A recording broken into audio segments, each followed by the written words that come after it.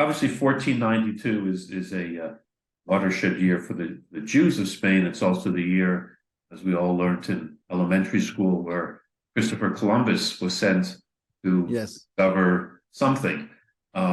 Spain's political role in the conquest of the New World Americas, just again, briefly, how did that come about? It's one of the great, fascinating chapters of world history. Spain had a roughly 700, more or less 700-year internal war. Not always a hot war, but a struggle between how it saw itself in vis-a-vis the Muslim conquerors of Spain, who arrived in 711. So the Islam spreads after the death of Muhammad. By 711, you have Muslims controlling most of the Iberian Peninsula, and the Christians, the Christian nobility that ran to the north, led a long period of wars, slowly taking more and more territory from the Muslims. And this culminates in 1492.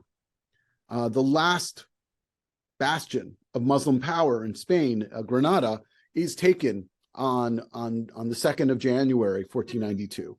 And this ends this really important chapter of Spanish political life and almost opens the way for them to think about other things.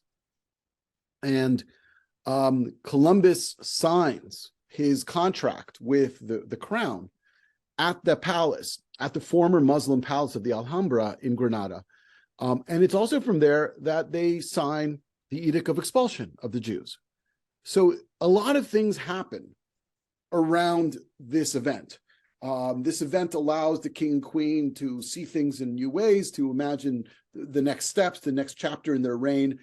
But I think the idea of expansion, of conquest of the infidel, of holy war, was something that the Christian Spaniards embraced for hundreds of years. It was just a tenet of the way they looked at the world.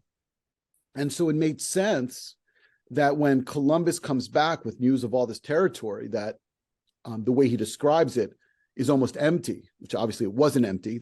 He describes also thousands and thousands of people, but he also at the same time will describe how just they're ready for the Spanish to come and make them Christian and have it part of it. So that mentality of that kind of crusader, holy warrior mentality gets fused with, after Columbus, with a very strong mercantile culture that then expands into the Americas, creates this global empire.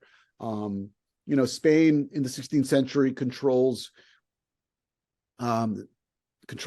large parts of Europe, controls all of South America and Central America, controls the Philippines.